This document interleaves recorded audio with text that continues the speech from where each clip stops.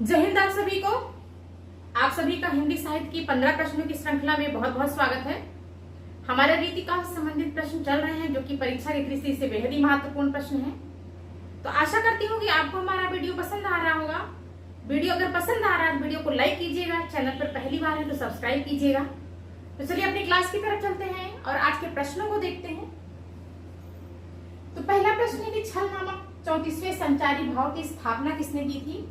ये बहुत ही इंपॉर्टेंट प्रश्न है और ये प्रश्न जो है पूछा हुआ प्रश्न है कि छल नामक 34वें संचारी भाव की स्थापना किसने की थी। भरत मुनि ने, देव ने, केशवदास ने या सूरदास ने। तो छल नामक 34वें संचारी भाव की स्थापना जो है देव ने की थी। पहले प्रश्न का दूसरा वाला ऑप्शन है वो सही है। भरत मुनि कौन थे? तो भरत मुनि जो थे वे जो है रस के क्या थे? रस के मूल प्रवर्तक माने जाते हैं। मूल प्रवर्तक।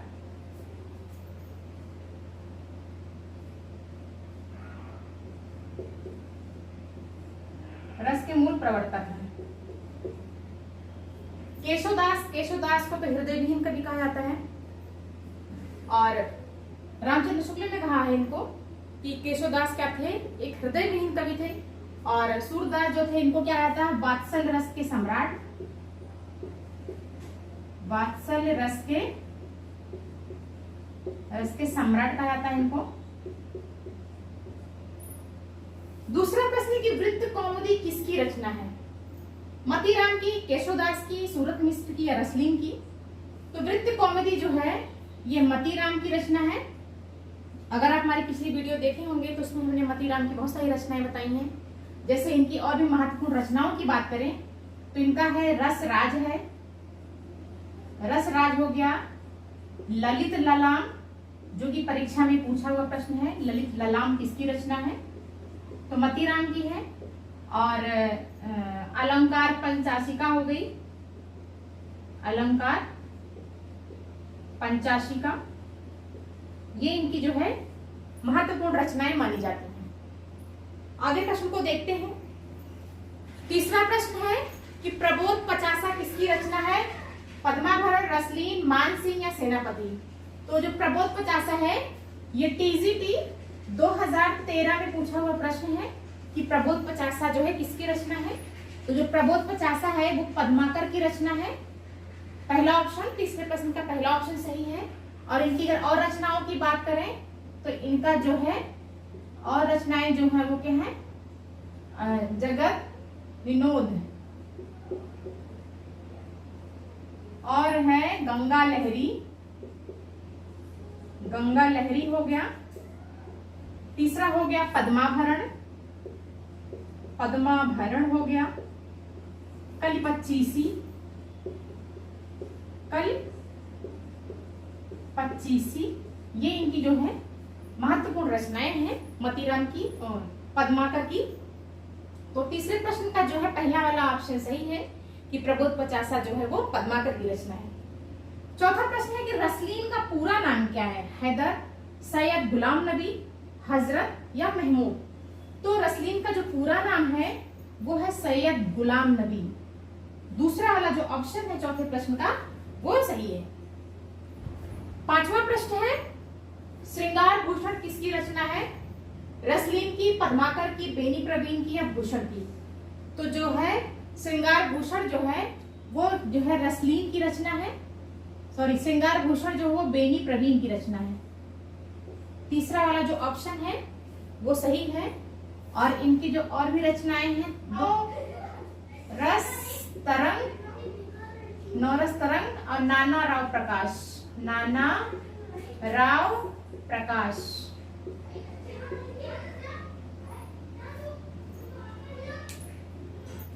छठवां प्रश्न है रीतिकाल के अंतिम और श्रेष्ठ कवि कौन कहे जाते हैं?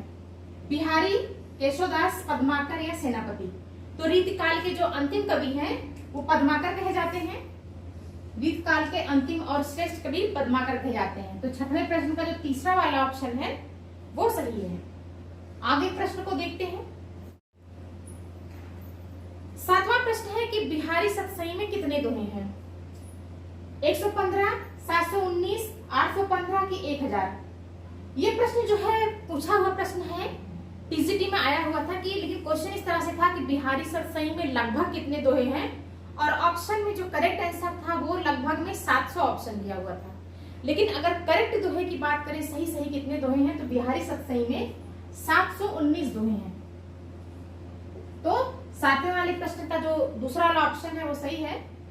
8वां प्रश्न है कि बिहारी किसके दरबारी कवि थे? सूर्यवंशी भोसला मकरंद के, शिवाजी के, छत्रसाल दशक के, कि महाराज जयसिंह के? ये क्वेश्चन जो है ये जीआईसी प्रवक्ता में पूछा हुआ प्रश्न है कि बिहारी जो है किसके जो है दरबारी कवि थे। तो जो अगर सूर्यवंशी भोसला मकरंद की बात करें तो जो थे ये चिंतामणि त्रिपाठी थे। चिंतामणि त्रिपाठी जो थे वो जो है सूर्यवंशी भोसला मकरंद के दरबारी कवि थे। और शिवाजी के जो दरबारी कवि थे वो कौन थे? वो भूषण थे। और छत्रसाल दशक की बात करें तो इनके भी दरबारी कवि कौन थे? भूषण ही थे, क्योंकि ये दोनों जो है लोगों के दरबार में रह चुके थे। दोनों लोग इनके आश्रयदाता थे, भूषण के, शिवाजी भी और छत्रसाल दशक भी। और महाराज जयसिंह जो थे ये जो है क्या थे? बिहारी के आश्रयदाता थे, यानी कि बिहारी जो है महाराज जयसिंह के जो है दरबारी कवि थे। तो 8वें प्रश्न का जो चौथा वाला ऑप्शन है वो सही है। आगे प्रश्न को देखते हैं। 9वां प्रश्न है कि बिहारी की कविता को शक्कर की रोटी किसने कहा? रामचंद्र शुक्ल ने, मिश्र बंधु ने, पद्माकर शर्मा ने, कि डॉक्टर नगेंद्र ने? तो बिहारी की जो कविता है इसको शक्कर की रोटी जो है वो पद्माकर शर्मा ने कहा था। तो 9वें वाले प्रश्न का जो तीसरा वाला ऑप्शन है वो सही है। 10वां प्रश्न है कि कवित्व रत्नाकर किसकी रचना है? पद्माकर की, सेनापति की, बेनी प्रवीण की, या जसवंत सिंह की? तो कवित्व रत्नाकर वो सेनापति की रचना है, और इनकी 2 ही प्रमुख रचनाएं हैं। एक कवित्व रत्नाकर है और दूसरी कौन सी है? दूसरी है काव्य कल्प द्रुम। काव्य कल्प द्रुम ये जो है इनकी दूसरी प्रसिद्ध रचना है। और सेनापति को क्या कहा जाता है? प्रकृत का कवि। प्रकृत कवि है ये। पूरे रीतिकालीन कवियों में प्रकृत की जो है इन्होंने बहुत अच्छी ही व्याख्या की है।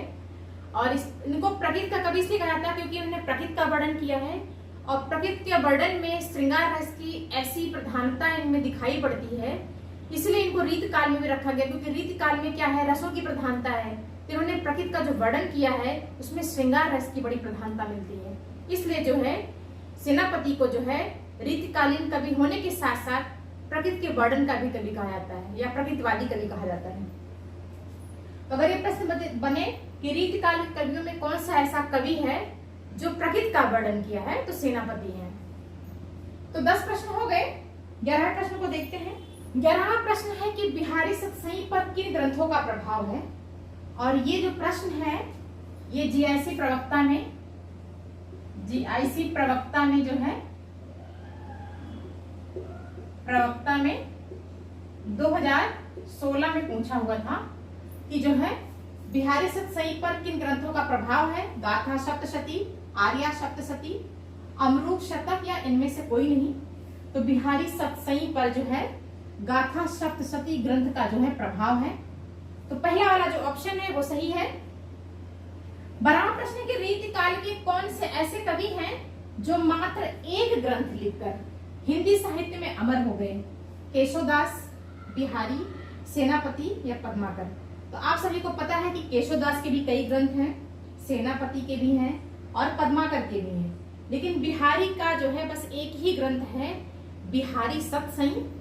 उनका एक ही ग्रंथ है और एक ही ग्रंथ लिख करके वो रीतिकाल के सर्वश्रेष्ठ कवियों में आते हैं। और इनकी जो दोहे हैं, इनके दोहों के बारे में 2 उक्तियां बहुत ही प्रसिद्ध हैं। इनके दोहों को गागर में सागर कहा जाता है, और इनके दोहे के बारे में किसी कवि ने कहा है कि सतसैया के दोहरे ज्यो नाविक के तीर, देखन में छोटन लगे घाव करे गंभीर। अगर ये दोनों उक्तियां अगर पूछी जाए कि ये दोनों जो है, ये पंक्तियां जो है किसके जो है काव्य के बारे में कहा गया है या किसके दोहे के बारे में कहा गया, तो किसके बारे में कहा गया है? बिहारी के बारे में कहा गया। तो जो है 12वें प्रश्न का जो है दूसरा वाला जो ऑप्शन है वो सही है कि जो है रीतिकाल के एक ही मात्र ऐसे कवि है बिहारी जो अपनी एक ही रचना करके रीतिकाल में जो है रीतिकाल के कवियों में अपने नाम को अमर कर लिया। 13वां प्रश्न है कि बिहारी के दोहे को रस की फुहार किसने कहा? बिहारी के दोहे को रस की फुहार किसने कहा? रामचंद्र शुक्ल ने, हजारी प्रसाद द्विवेदी ने, नगेंद्र ने या जॉर्ज गियर्सन ने? तो बिहारी के दोहे को शक्कर की रोटी पद्माकर शर्मा ने कहा और रस की फुहार रामचंद्र शुक्ल ने कहा है। तो पहला वाला ऑप्शन 13वें प्रश्न का पहला वाला ऑप्शन सही है। 14वां प्रश्न है कि रीतिकाल में प्रकृति चित्रण के लिए कौन जाने जाते हैं? केशवदास, भूषण, सेनापति या बिहारी? तो अभी हमने आपको बताया था कि रीतिकाल के एक ही ऐसे कवि हैं जिन्होंने प्रकृति का वर्णन श्रृंगार रस में किया, इसलिए जो उनको रीतिकाल की श्रेणी में रखा गया क्योंकि उन्होंने प्रकृति का वर्णन श्रृंगार रस में बहुत ही अच्छे ढंग से किया है। तो रीतिकाल के प्रकृति चित्रण के लिए कौन जाने जाते हैं? सेनापति हैं। ये इकलौते कवि हैं रीतिकाल के जो रीतिकाल में जो है श्रृंगार रस के माध्यम से प्रकृति का बहुत ही अच्छे से चित्रण किया है। तो 14वें प्रश्न का जो तीसरा वाला जो ऑप्शन है वो सही है। 15वां प्रश्न और आखिरी प्रश्न देखते हैं। 15वां प्रश्न है कि रतन हजारा किसकी प्रसिद्ध रचना है? वृंद की, रसनिधि की या आलम की या बोधा की? तो रतन हजारा जो है वो रसनिधि की रचना है। तो 15वें प्रश्न का दूसरा वाला ऑप्शन वो सही है। और इनके जो है अगर और भी रचनाओं की बात करें, रसनिधि सागर है, रसनिधि सागर हो गया और क्या हो गया? हिंडोला, अरिल, ये इनकी जो है कुछ प्रसिद्ध रचनाएं हैं रसनिधि की। तो हमारे 15 प्रश्नों की जो श्रृंखला है वो यहीं समाप्त होती है। वीडियो आपको कैसा लगा कमेंट बॉक्स में जरूर बताइएगा और अगर आप हमारे चैनल पर नए हैं तो चैनल को सब्सक्राइब करके हमको जो है सपोर्ट कीजिएगा और हमको मोटिवेट कीजिएगा। धन्यवाद।